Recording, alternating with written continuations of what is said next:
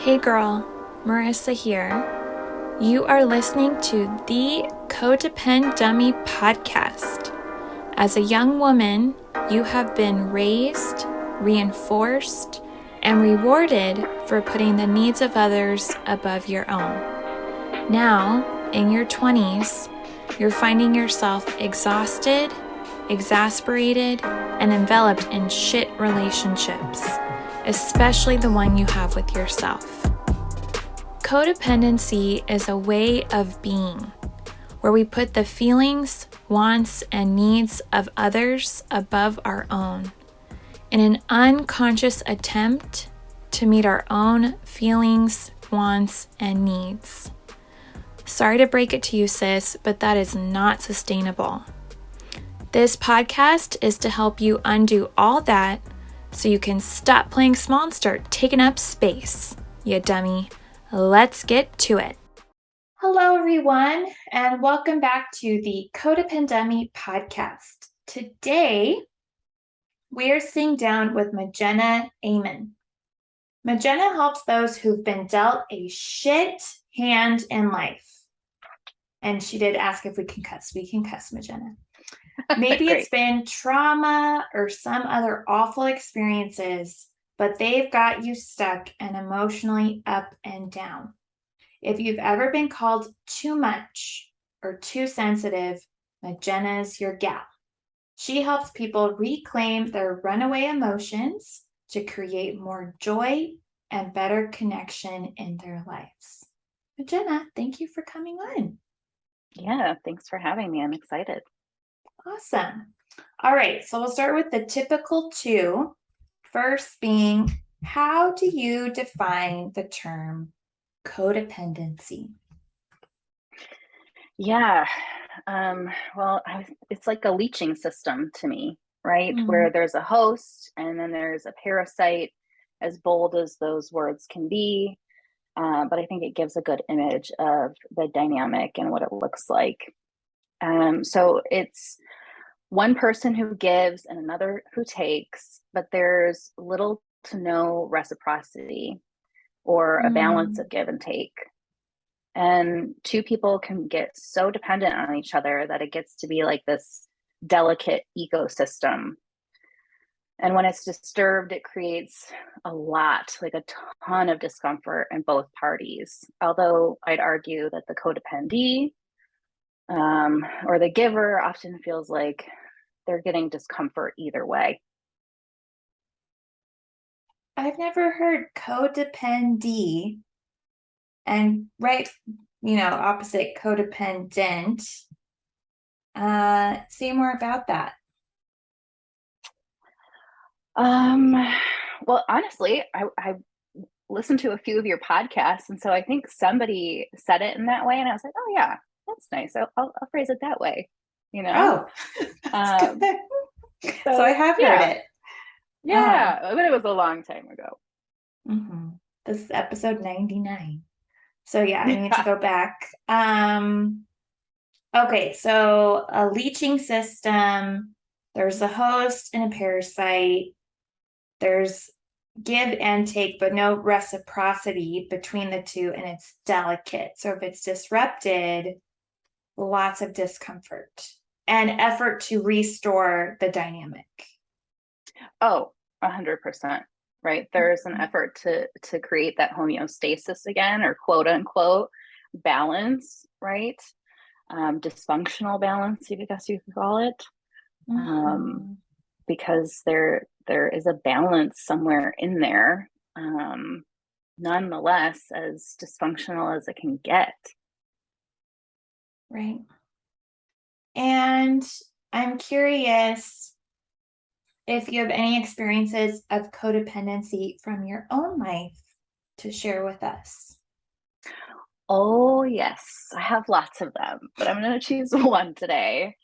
So I was really thinking about the window of tolerance that we often talk about in therapy, which essentially is like you've got a sweet spot with your emotions and with your nervous system. It's like when you're doing all right, you're doing good. And then if someone or something presses too many buttons, you can do one of two things. You're going to act out or you're going to act in. And I did both throughout my life. So the acting in is like I withdrew, my self-esteem took a major hit, I didn't trust myself, I didn't like myself. And then the acting out is like raging out, getting super angry. And I just vacillated between those two at different times and with different relationships in my life. And I think while a lot of your listeners know codependency is often like a learned thing that we're doing from primary relationships. Me too. But I'm actually going to talk about a later relationship in my life. And this was a boyfriend I had throughout grad school. And we had met on an online dating platform and hit it off hard. Like it was heavy hitting like chemistry.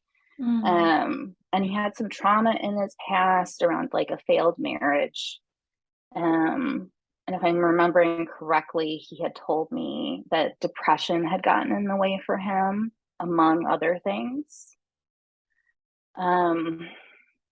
And I like them dark and twisty. So I was like, yeah, okay, sounds good.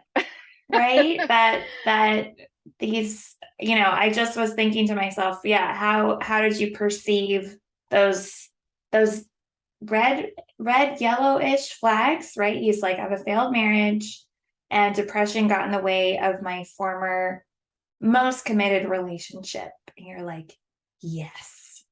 Yeah. Exactly. I was like, oh, bring on this project. I am so ready. I'm so turned on, oddly enough, right?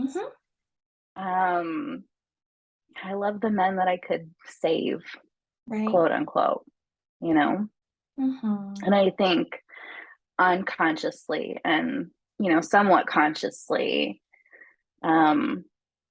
I could be different for him. That was the thought. Like I could be special. I could be different for him. And I needed that like validation and reinforcement. If I could fix him, then that would make me whole and that would make me okay. And if I did it enough, if I nurtured him enough, if I loved him enough, that we could get through it together and that we could be like partners in this. Right. So the fantasy, if I do this enough, then I won't have to do it fully anymore. If I can feed him enough, then he'll pick it up and we can move forward on equal playing field. Oh, twisted fantasy,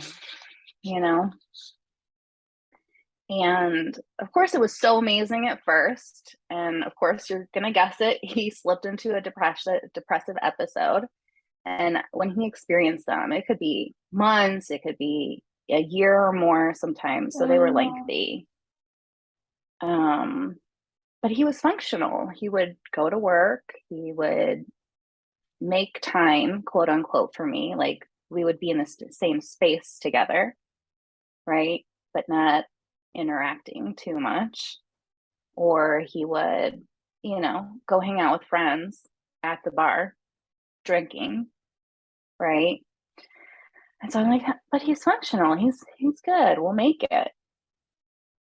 And then he just started getting more and more quiet.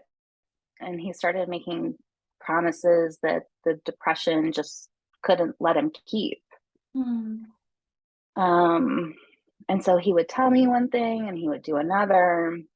And he would just, in little words, tell me that the depression was taking over and not very directly. It was like having to like decode what he was saying.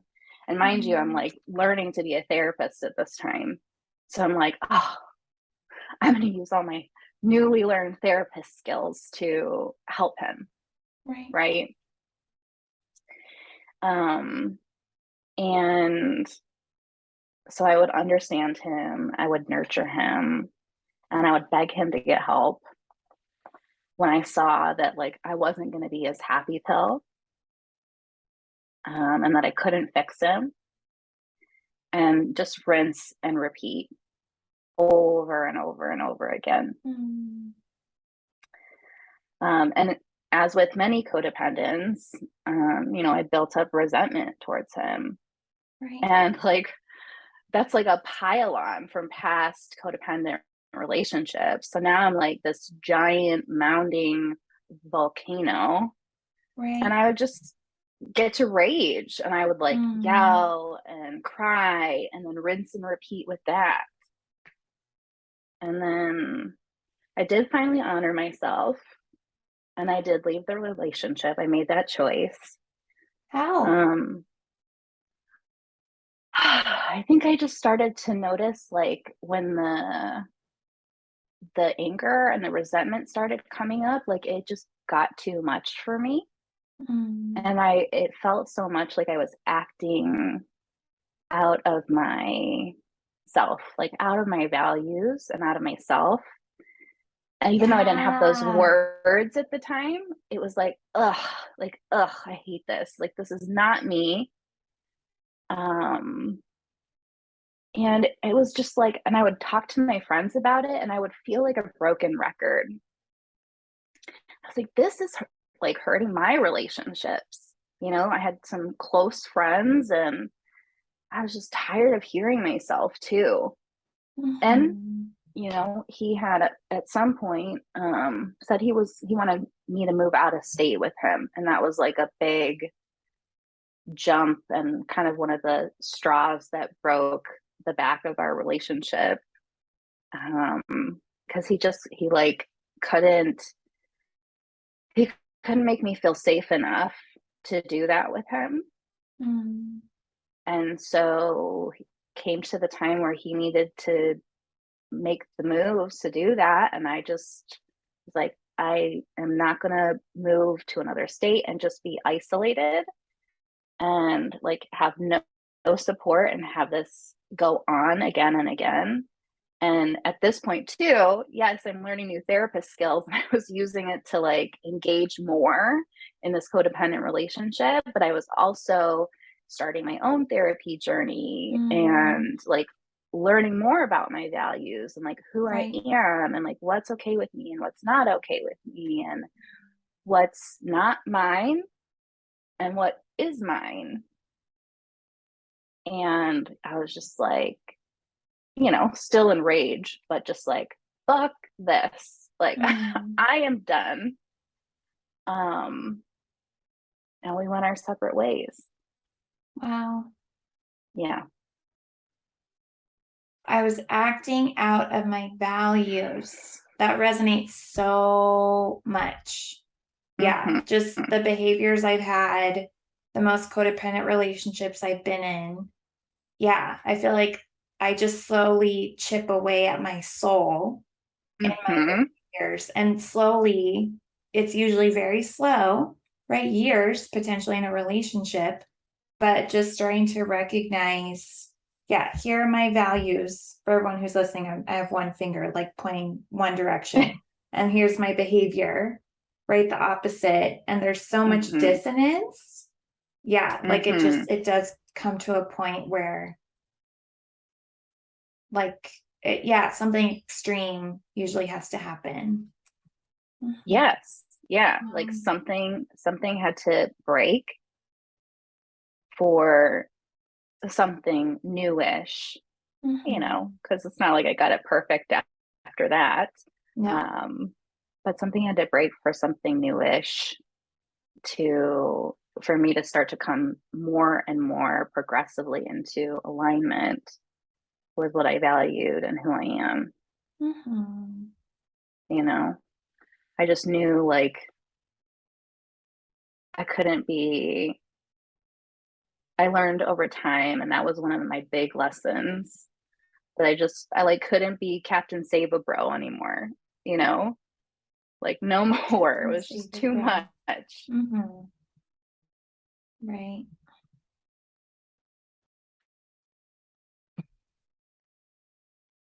So, right, awareness, you were acting out of your values, becoming conscious of that, noticing the negative impact it was having on your friendship, learning how to be a therapist, and rather than applying that all to him, you started applying it to yourself. attending your own therapy, right? Just really, yeah, again, like becoming aware of the toll that anger and resentment was having on you. I just had an episode, it's technically airing today, everyone, on Halloween, but I talked about how, I just love playing with words. So I said like my codependent demon came out, right? Or I was like a codependent dragon, just like, Yeah. like spewing fire that had built up, right? The volcano. Yes. Right. So yeah. Um, have taking in all of that, you were able to make the choice to end the relationship. Oh yeah. Yeah. Mm-hmm. Because anger can feel really good sometimes, but sometimes if it sits around for too long, it's so poisonous. Mm-hmm. Um, yeah, and there just comes a point, I think, where you can't squat in it anymore. Mm-hmm. Can't live in it anymore. Right. So, yeah.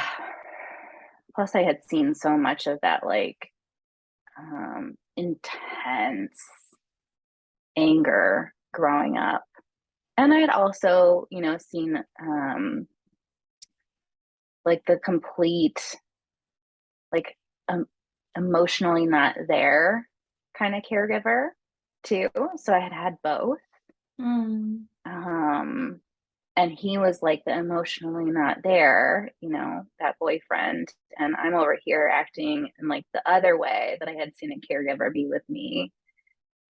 And I just, I hated the feeling of acting similar to what I had hated so much, Mm.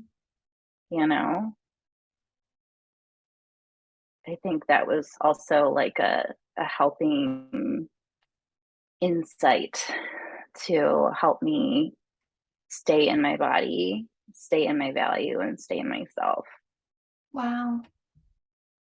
My body, my value, and myself stay. Mm-hmm. Mm-hmm. Yes. All right. And fast forward, you became Mm, an amazing therapist, officially, right? Providing therapy to mm. real clients, real patients, not boyfriends, right? Yes. Um, and I am curious. You and I, we talked before having you on, and yeah, my next question, yeah, I'm curious what comes up, but what codependent patterns or behaviors do you observe either in your clients and or the loved ones? So where do you want to take it?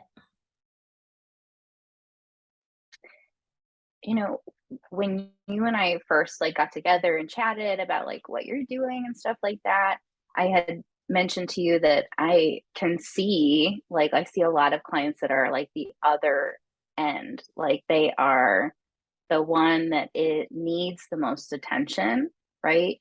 And so they're the quote unquote like parasite or the leech, and not always purposefully. Right. But I also see the other end. So I see both ends of the spectrum individually, and then I see couples too. Um, and what's been interesting is to work with couples in this dynamic, and to what's really great is to be able to observe it and watch it change over time Wow. into something that's more secure. But I just you know thinking about the couples that I have worked with, Mm-hmm. and the person on the other end that is more like the parasitic, right? Um, or is more of like the pusher and the pursuer and the I need this and give me this. Like it is, if they don't get that, it is like death. Like the discomfort is so incredibly intense that even, you know, me as a therapist, like after we've established that I'm a safe person, after we've established that, like, you know, I'm good, that I've helped them, that they feel comfortable with me, like I can get shut out too, you know? And like the backlash is so real and it is so intense. And the regression, like kind of going back to younger behavior, and what it looked like when it first started to develop for them is so incredibly dissociated. It's like they can't be reached, you know? And you know, I've had, you know, that part of the partnership like walk out because they just, it's too much. It's like, so I don't know how to say it, like other than it's intense. And so, you know, feeling that, and then also feeling the codependent, right? Feeling what it's that intense for them is that leaving, and it can also feel like death. You know, that cutoff, that rejection if you don't do it like I want you to do it, if you aren't going to nurture me the way that you have nurtured me. And like breaking that pattern is so difficult because there is such a like biochemical cocktail that keeps them together. This like unspoken energy that they create between the two of them, and like intervening in that is like, whew, you know, like trying to crawl up the volcano and miss all the lava. But when you can see that they both want an effort to make this different, like it's totally possible, and it's so beautiful to watch it happen. And you know what, it gives me hope because like those relationships are not just like, you don't always need to like completely cut it off. For certain, some of them we do need to completely cut it off for our safety. And there are some that are worth saving and that like can be saved with work as equal as possible from both parties. And so I don't really know if I answered your question, but you're starting you're starting to, right, with an introduction, and you work with individuals, you also work with couples, and the beauty of working with couples is you see the quote unquote host and the quote unquote parasite. And in session, you've had, right, there's an overwhelming topic, there's high conflict, there's way too much tension, and the, you know, one partner, you know, the parasite may leave, right? It just gets so, like you said, intense. And typically, I think we would both agree that typically it's the codependent partner who sits and stays with you. Oh, yes? Yes. Okay. Yeah. So, right. Yeah, I'm curious, like, what have you noticed about yeah, before things get better, like what are their patterns or what are their behaviors that bring them to your therapy room? You know, I think one of the methods that I like to use with couples is emotionally focused couples work, and I Hmm. appreciate the demon dance that Sue Johnson talks about, which is that intense dynamic and cycle that's created between two or more, sometimes people, right? Um, and so they're coming because they have tried over and over again to like interrupt their cycle, but everything that they're doing is just continuing the cycle, right? Mm, That is the high conflict, the pursuer, the withdrawer, right? Um, and sometimes that flips for either party. right. And so it's just like this a demon dance, right? That gets done.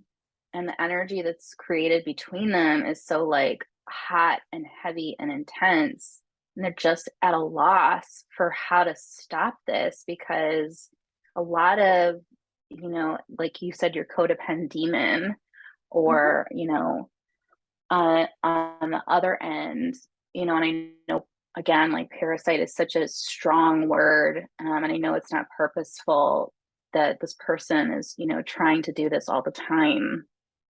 But on the other side, with the parasitic behavior, um, like all of that stuff on either end is coming from very deep places for them. Like if you want to think about the body as like this like road somewhere, right? And we're going down that road. And usually we're staying kind of like up here in the head, right? As we're going down the road of life. um, and there's so much happening further down the road that's causing traffic jam, or, animals to run across the road, or, any kind of interruption in the journey, that's not being talked about directly. Mm, And so there's so much pain on either end that they're speaking from, like old pain on top of new pain, on top of new pain, on top of new pain. And we're speaking from those places to each other and behaving with each other from those places. Um, and I can't really remember your question again, but can you remind me what it was? the codependent patterns and behaviors you observe in the couples. So they Yeah. stay. Yep. There's an avoidance or denial of what's really going on. Mm-hmm. Mm. And they engage in certain behaviors that, despite their best intentions, contribute to the sustainment of the demon dance. Mm-hmm. Yeah. Yeah. So, Yeah. And, to be honest with you, I think either party can bring one to therapy, the couple unit or the partners to therapy. Often it's the codependent, right? Because they're wanting, like, we need to fix this, we need to fix this, we need to fix this. Um, but I mean, however you can get there, you know, mm, because it is hard to navigate like on your own, and having somebody to help guide you through is so important because it really is like walking through quicksand when you're involved in that kind of relationship. mhm. And so having, a rope that you can hold on to so you don't go all the way under and lose your breath and your life is really important. Yeah. And can you say more just about Sue Johnson's, right, demon dance we are learning here, and more about the pursuer distancer and how that relates to codependency? Yeah. When I think about the pursuer distancer in a codependent relationship, I think I mentioned that both parties, like the codependee and the codependent, parasite, the host, whatever, or not the host, the parasite, acidic behavior, they can both play each role, which is interesting, right? So it looks a little like disorganized in the way it is. So it's not always the one person that's pursuing and always the other person that's withdrawing. Right. Depending on the relationship. So I think it's just an interesting flip that it's not the perfect, like, emotionally focused couples. One person's a pursuer, one person's a withdrawer. And you can often see the codependent, pursuing because they're looking to fix, they're looking to nurture, they're trying to make this better, give, right? And then you can often see I don't even want to use parasite anymore, but the person that has more needs, right?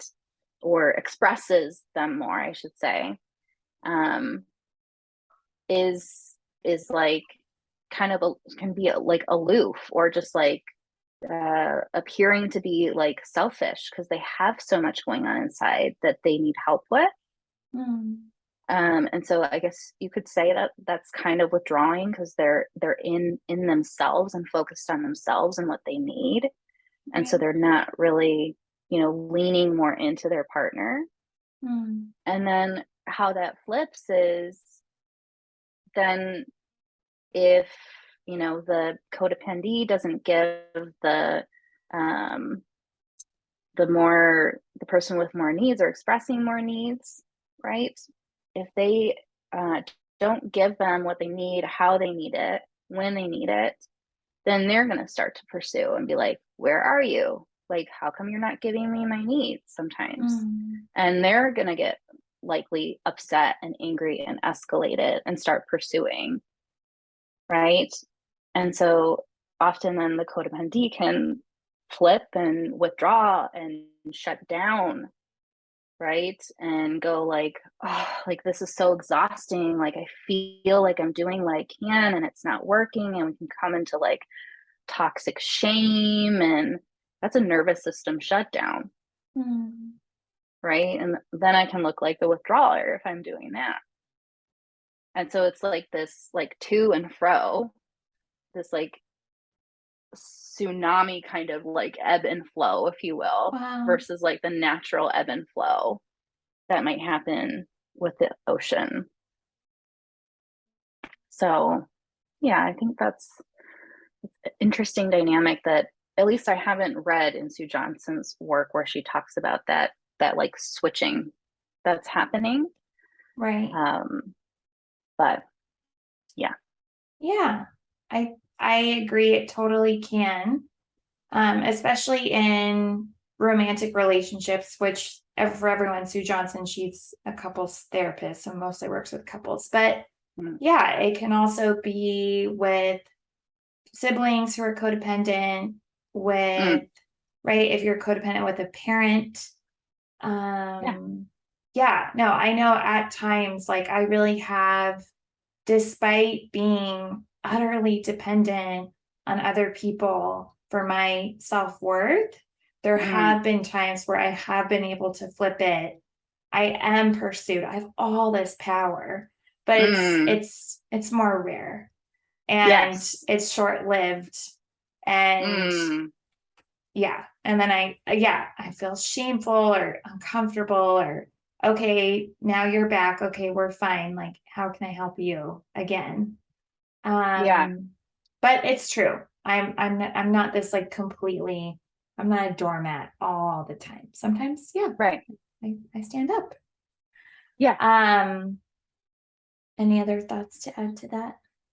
Well, I would say that like resentment that builds up, the anger that builds, and then like the ultimate like explosion for the codependent can often look like, now I've turned it into, you know, the withdrawer, and you're going to pursue me because now you're thinking I might leave the relationship as I explode. Right. And I don't know for you, but that's where I have felt like that switch, and that like, oh, like now I'm being pursued. Right. Because the fear, I think, underneath both parties is, are you going to leave me? And am I enough? For different reasons. Mm-hmm. Yeah. Are you gonna leave me? Am I enough? Yeah. Mm-hmm. Yeah. What behaviors are helpful and hurtful for, we'll stick with couples. So with these couples and their loved ones, yeah, who are codependent. So what's helpful and what's hurtful? If somebody leaves, are we supposed to get up and chase and tackle them? No, I think that's going to be ultimately unhelpful, right? Mm-hmm. And that's where like the learning of what's mine and what's not mine is really important. You know, we are each individually responsible for our own emotions, our own thoughts, and our own behaviors. And so allowing your partner as the codependent to have their feelings, to have their way of thinking, to have their behaviors, even if it's away from you, so that you're safe, is really important. So that they can learn to deal with that stuff on their own. That's the goal, because it's their stuff. Mm-hmm. And so moving back into the pursuer withdrawer dynamic is not helpful. Right. And moving into, if possible, if it's a privilege to be able to work on a relationship like that and see success with it.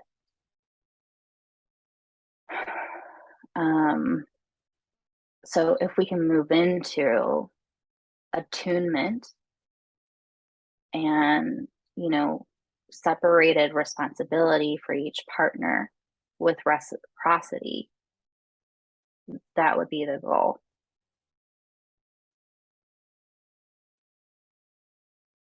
So we want attunement with our partner. We want separated responsibility. Sometimes you might help your partner, and sometimes, most of the time, you're not, because they are totally capable of, and sometimes with some help, right? Of managing their emotions, of helping themselves to think in a way that's more helpful to them, to other people, or to the world, and to help themselves with their behavior. So it's less hurty and more lovey, Right. you know? Mm-hmm. Um, and in that, you have your reciprocity, right? You have a quote unquote like healthy amount of give and take in your partnership. and in that, both parties, where the fear is, you will leave me, and am I enough? When doing these things, each individual builds more self-confidence, more self-trust in their ability to manage those things on their own. And it really just creates like a beautiful shift when you can get there. Mm-hmm. So. Yeah.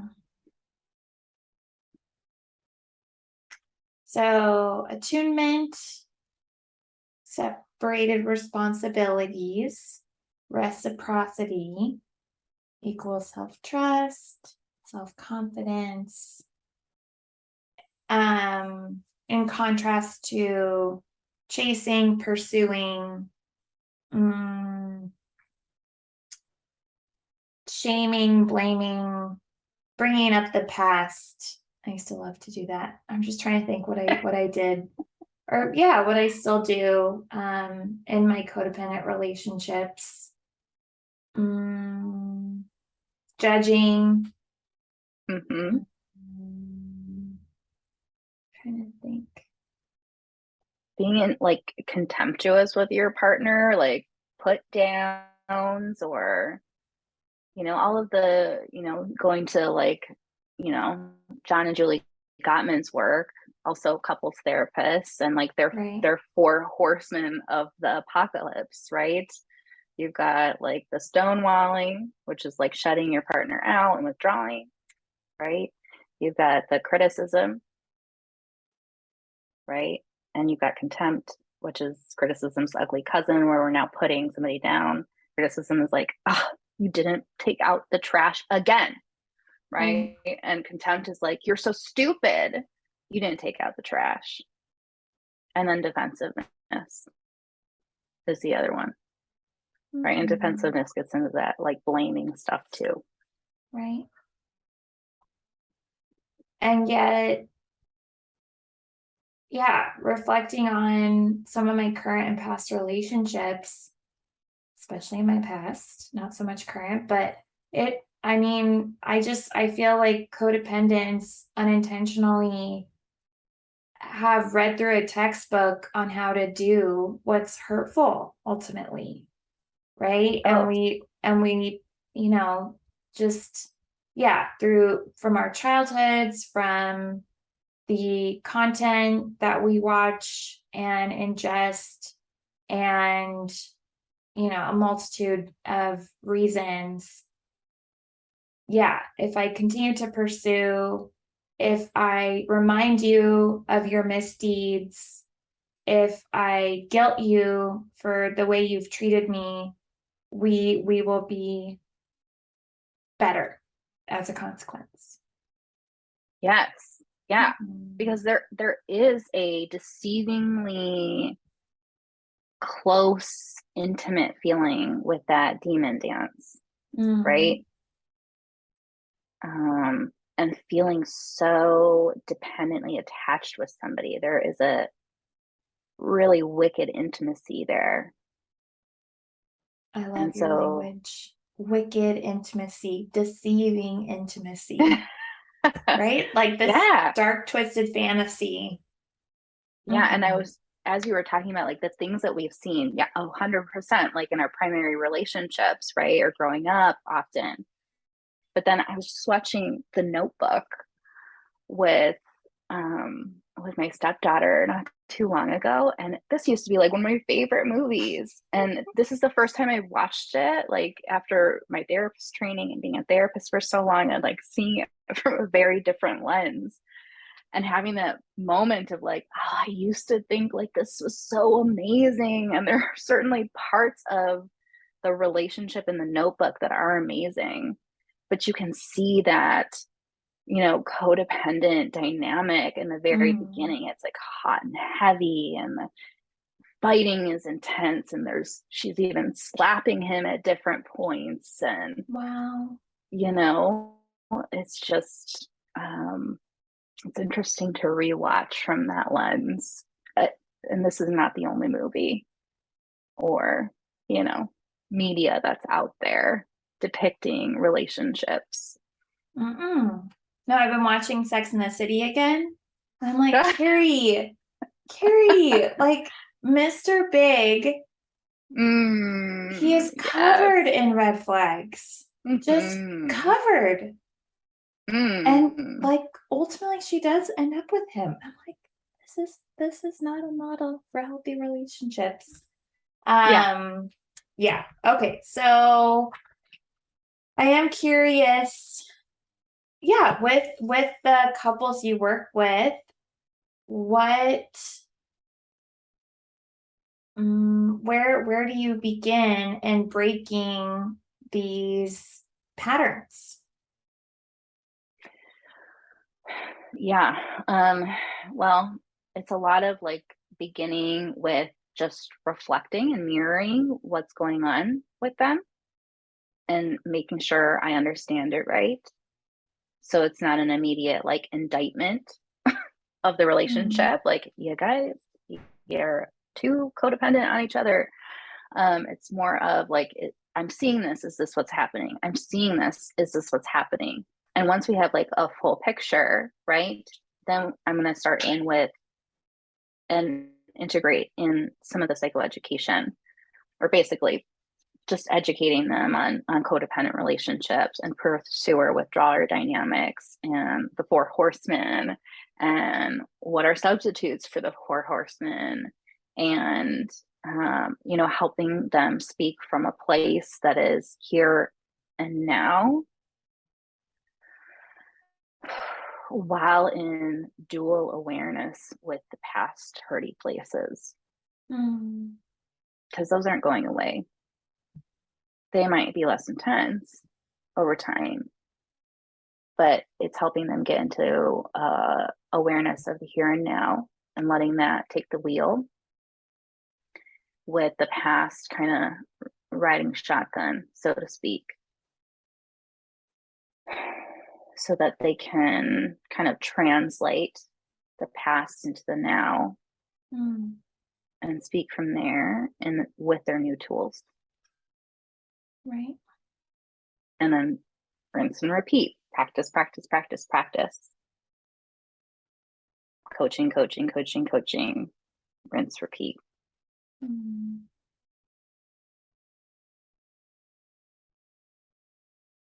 And then what happens? Yeah. And then, depending on, each couple has their own time and ability and way they're going to do these things. And then we get to that attunement, that separation of responsibility or boundaries, and a healthy reciprocity or balance of give and take. That sounds amazing. Yeah, doesn't it? It's a tough road, but you can get there.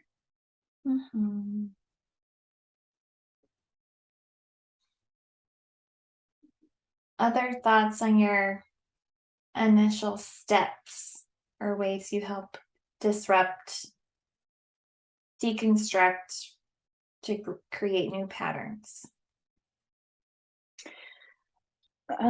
Yeah, just that, couples therapy isn't for every codependent relationship. And sometimes those relationships can have a very abusive dynamic to them. They can be unsafe in a lot of ways. And not everybody is willing to participate in making change. And so, couples therapy doesn't always work for every codependent relationship. And sometimes it's not recommended when there's a really intense, violence going on, and physical safety or even emotional and mental safety is too at risk. So it's not for everybody, but it's possible. Yeah.